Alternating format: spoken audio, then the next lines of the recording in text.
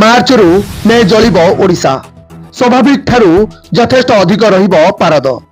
ଗ୍ରୀଷ୍ମ ପ୍ରବାହ ଦିନ ସଂଖ୍ୟା ସ୍ୱାଭାବିକ ତୁଳନାରେ ଅଧିକ ଦିନ ରହିବ। ସାରା ଓଡ଼ିଶାକୁ ଅରେଞ୍ଜ ମାର୍କ ଜାରି କଲା ଆଇଏମଡି। ଗତ ବର୍ଷ ତୁଳନାରେ ଅଧିକ ତାତିବ ଉପକୂଳ ଏବଂ ଆଭ୍ୟନ୍ତରୀଣ ଓଡ଼ିଶା। ଗତ 24 ଘଣ୍ଟାରେ ରାଜ୍ୟରେ 37 ଡିଗ୍ରୀ ତାପମାତ୍ରା ସହ ସବୁଠୁ ଉତ୍ତପ୍ତ ସହର ପାଲଟିଛି ଝାରସୁଗୁଡ଼ା। ସେହିଭଳି ପଛକୁ ରହିଛି ସୁନ୍ଦରଗଡ଼। ଏଠାରେ 36.9 ଡିଗ୍ରୀ ତାପମାତ୍ରା ରେକର୍ଡ କରାଯାଇଛି। ବୌଦ୍ଧରେ 36.5 ଡିଗ୍ରୀ, ବଲାଙ୍ଗୀରରେ 36.5 ଡିଗ୍ରୀ, ଟିଟିଲାଗଡ଼ରେ 36.5 ଡିଗ୍ରୀ ଏବଂ ସମ୍ବଲପୁରରେ 36.4 ଡିଗ୍ରୀ ରେକର୍ଡ କରାଯାଇଛି। ବ୍ୟୁରୋ ରିପୋର୍ଟ 10 ଭୁଜା ଟିଭି।